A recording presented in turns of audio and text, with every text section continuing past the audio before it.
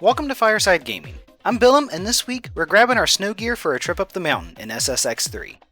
I've been recently thinking about the fact I haven't reviewed a single GameCube game for this channel, and I also just picked up a copy of SSX 3 a few weeks ago, so I was thinking it's the perfect time to sit down and play through it again. While SSX 3 might not be a GameCube exclusive title, I figured there's no problem with making it the first game I review for the console. SSX 3 came out back in 2003 and follows up SSX Tricky, which was released in 2001. From my understanding, there's some major differences between SSX 3 and Tricky, mostly concerning the open world. However, I can't go too far into those differences.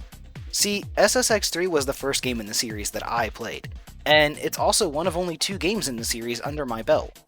The second is the SSX reboot that came out in 2012, which is a fun game on its own, but doesn't really feel like an SSX game to me. Or at least, not what I think of as SSX with my limited experience.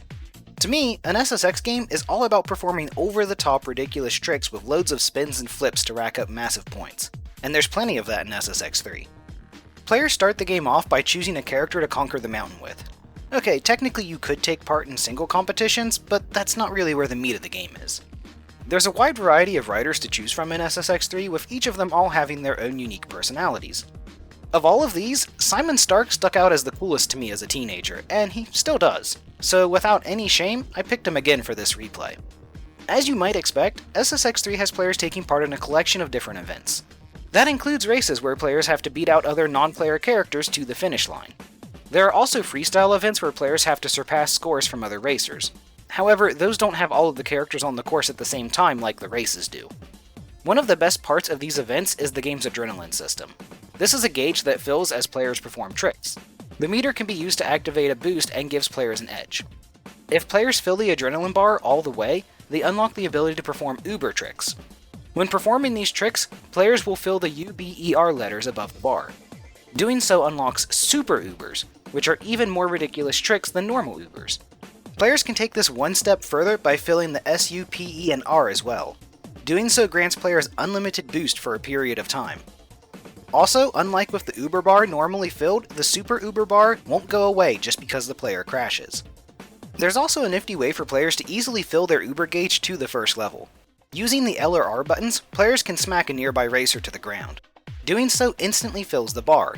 Since all of the racers start off lined up together, it's really easy to do this right out of the gate and get a lead on the other racers with the boost it grants. Players won't likely find many other times to do this later in races, but it still can be done. I had one instance in particular where I was coming up on the first place racer, and I timed it so I would knock them down as I went by. That let me get a solid lead over them and secured me first place in that race. It's also an incredibly funny concept to me. It's basically a drive-by on a snowboard, and that idea just cracks me up.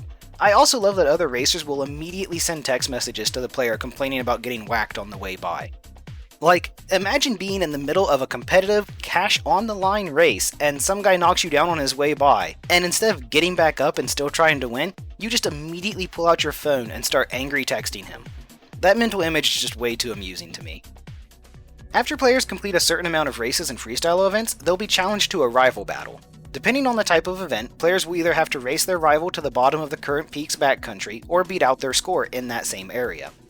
After doing these rival battles, players will have to complete peak challenges. This has them racing all the way down the current peak or earning a high enough score on their way down. Yet again, these are 2 separate events. Also, players won't be directly competing against the peak rival, but rather against a static time or score set by that NPC. Once players beat either of the peak challenges, they unlock the next peak to compete on. There's 3 peaks in total for players to conquer, with each of them having their own events to complete. I'm personally a big fan of the race events. There's plenty of shortcuts and alternative paths for players to explore while doing these. That's not to say that the freestyle events aren't fun. I particularly like the Super Pipe and Big Air events. If there's one of the event types I really don't care for, it's slopestyle. These have players putting together lines and combos to build up a bigger score than other players. My biggest problem here is partially that I suck at these events.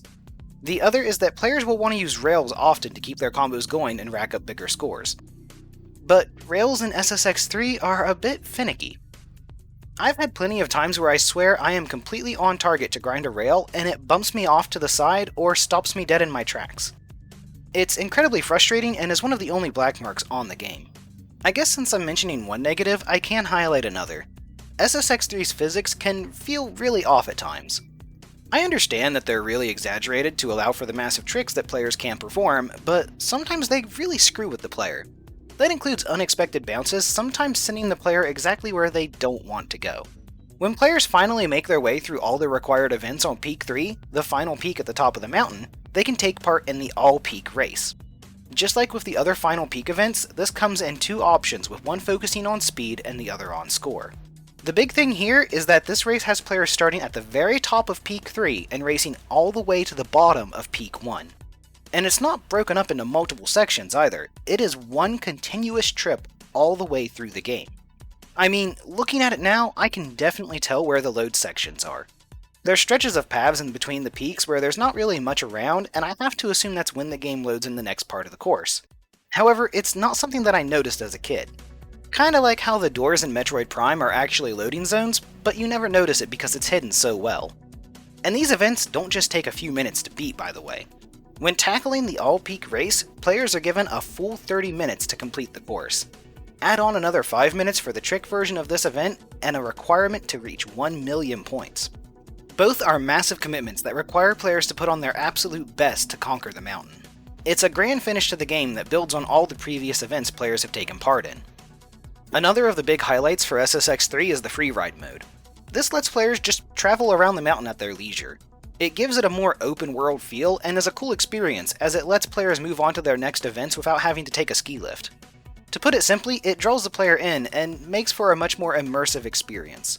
There's also plenty to do while freeriding. Outside of just performing tricks for cash, players can also collect snowflakes that grant them money. There are also various challenges scattered around the mountain that players can complete. Yet again, these offer up funds to players that complete them. So with just about everything that players do in SSX3 rewarding them with money, surely it has a purpose. You dang right it does. Players can stop off at lodges on each of the 3 peaks to spend their hard-earned cash. The most important use of money is increasing rider attributes. These make them better at a variety of things. That includes acceleration, edging, speed, spin, stability, toughness, and tricks. These are much needed to progress in the game. Also, I love that instead of maxing out at 10, these skills go to 11. It just reminds me of all of those extreme sports ads back in the day talking about taking it to 11 instead of stopping at 10. Players also have the option of customizing their character with new gear. We're talking about boards, hats, tops, pants, shoes, and all of the accessories you could ever want. To go along with that, players can also spend their money on new Ubers and Super Ubers to give their character more flair on the mountain. Outside of this, players can also buy collectibles as well. That includes trading cards, figurines, and a collection of, well, other collectibles. For the record, I didn't go anywhere near close to grabbing all of this stuff. Like, that's a load of money to drop, and it requires much more playtime than I was putting into the game. That's not to say that I slacked for this review, it's just that there's a massive amount of grinding needed to get everything. One thing that can make this easier is playing SSX3 on the GBA. There's a link cable feature between these two games that lets players transfer money between them. It's a neat idea, even if I never made use of it. On that same note, the PS2 version also supported online play, but that's well and dead now. While some dedicated gamers keep custom servers up for their PS2 games, this isn't one of them, at least as far as I could find. The final unlockable I'll talk about are new characters. While they're called cheat characters, they don't have much special about them. Instead, they just offer unique skins for players to use. A couple of these stand out more than others, but some are just other characters in the SSX series. The biggest bummer is that these skins retain the mannerisms of whatever character you're playing as, which can feel a bit off at times.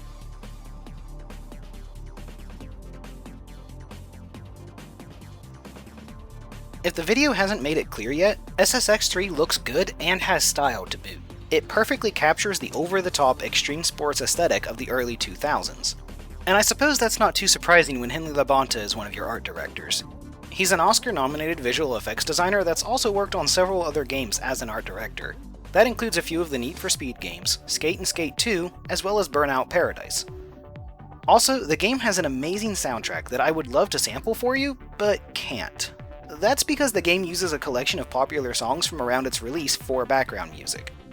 A few worth pointing out are I'm a Robot by A is for Action, Queens of the Stone Age's No One Knows, as well as Good Times by Finger 11, which also shows up in Nintendo's own GameCube snowboarding game, 1080 Avalanche. But the coolest thing about SSX3's music is that an in-game DJ presents it all from EA Radio Big. This DJ names tracks before they play, sums up recent events, and really sells the illusion of actually being a part of the game's world. Also, sometimes the DJ, named Atomica, will mention that they're gonna go out and hit the snow themselves.